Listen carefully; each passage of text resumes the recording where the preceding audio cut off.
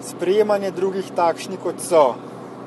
V skupini Destiny se združujemo ljudje, ki želimo spremembe na tem svetu, ki ugotavljamo, da stanje na svetu ni dopustno in zato stanje na svetu želimo spremeniti.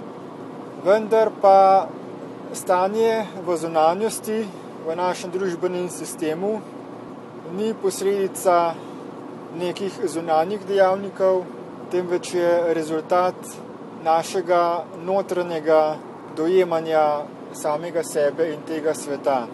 Kajti zunanji svet je rezultat delovanja vsakega od nas. Mi smo tisti, ki ta svet ustvarjamo. Zato je nujno, da spremenimo sami sebe, svoje vedenjske vzorce in način obnašanja, če želimo spremeniti razmere v družbi. Prepričanje nekaterih je, da je rešitev enostavno, da drug drugega sprejmemo takšni, kot smo, oziroma da samega sebe sprejmemo takšnega, kot smo. Vendar kaj pomeni ljubiti? Kaj pomeni sprejemati samega sebe? Ali je res, da v bistvu same sebe ne sprejmemo? Kaj sploh je tisto, kar mi smo? Potrebno je razumeti, da mi smo sestavljeni iz 3 komponent. Eno je fizično telo, drugo smo mi kot živo bitje, tretjo pa je umsko-zavestni sistem, ki nam stalno proizvaja misli, čustva in občutke. Umsko-zavestni sistem je energijske narave in te energije, ki se proizvajajo v obliki misli, čustev in občutkov, so tiste, ki nam onemogočajo, da bi živeli našo pravo realnost, da bi živeli tisto, kar smo. Torej, rešitev za to, da mi dejansko smo tisto, kar smo, je to, da prekinimo motnje, ki se proizvajajo v našem umu v obliki misli, čustev in občutkov.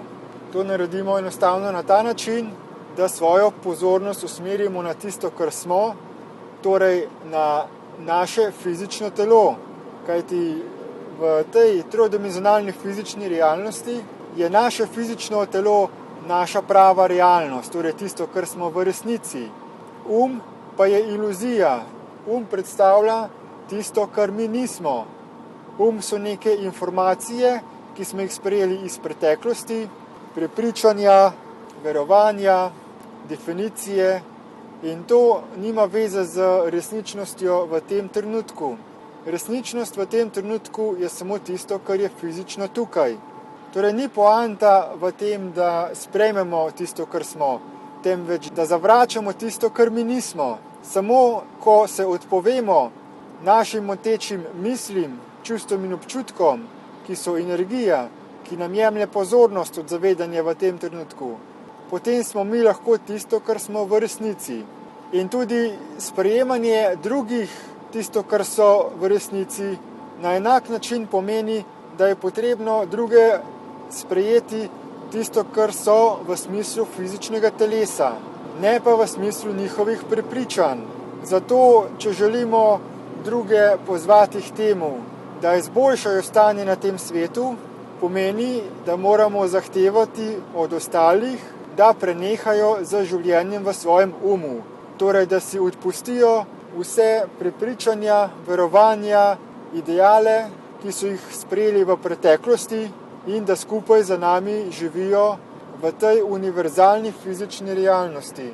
Zato v skupini Predestini zahtevamo drug od drugega, da se spremenimo.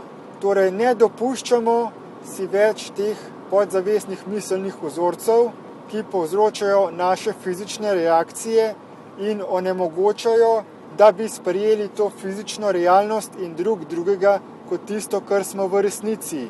Rešitev torej ni v temu, da drug drugega sprejmemo tisto, kar smo, temveč da drug od drugega zahtevamo, da zavračamo tisto, kar mi nismo.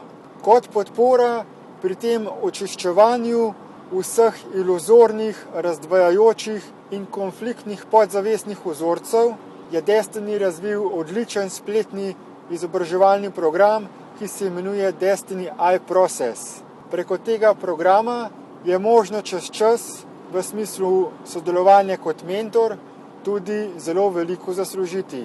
Zato predlagam, da se vsak priključi temu spletnemu izobraževalnemu programu, tako da se vsi očistimo teh naših podzavestnih, zlobnih, miselnih vzorcev in da lahko začnemo živeti tukaj na tem svetu kot tisto, kar smo in ustvarimo praktično raj na zemlji za vsa živa bitja. Hvala.